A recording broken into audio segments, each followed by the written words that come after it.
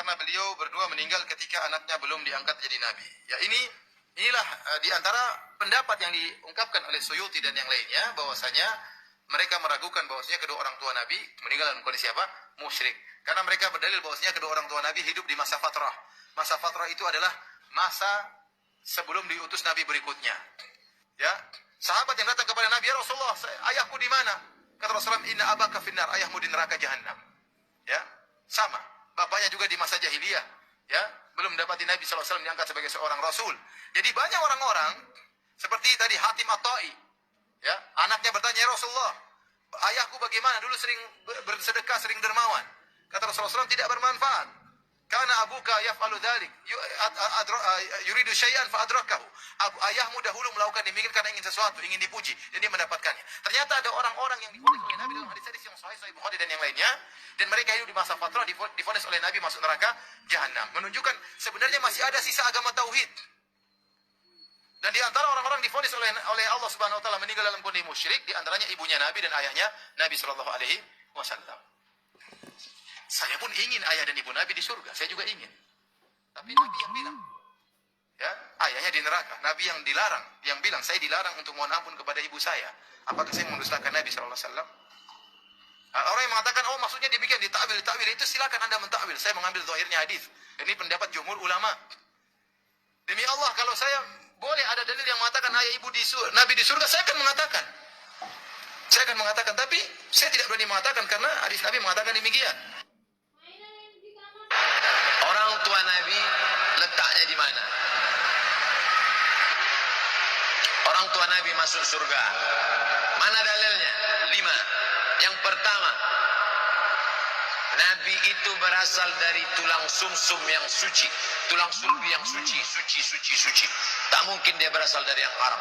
Muhammad, anak Abdullah, anak Abdul Muttalib, anak Hashim, anak Abdi Manaf, anak Qusay, anak Kilab, keturunan Lu'ay Fihir, keturunan Adnan, cucu Ismail, anak Ibrahim alaihissalam.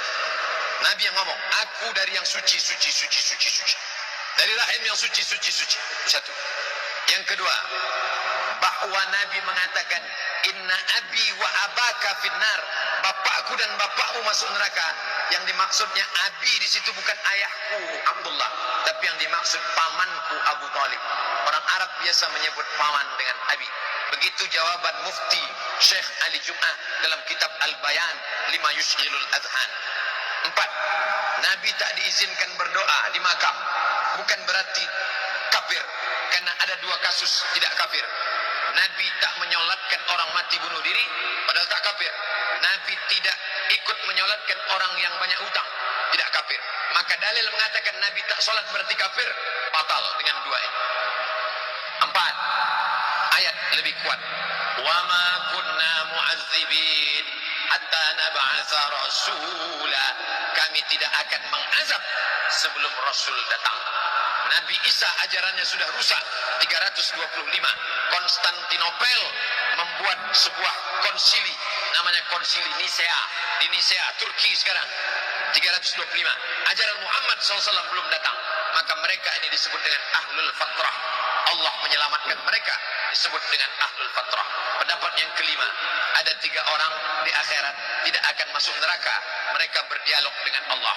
Orang peka, orang idiot, orang yang belum datang Nabi. Peka, kenapa kau tidak sholat?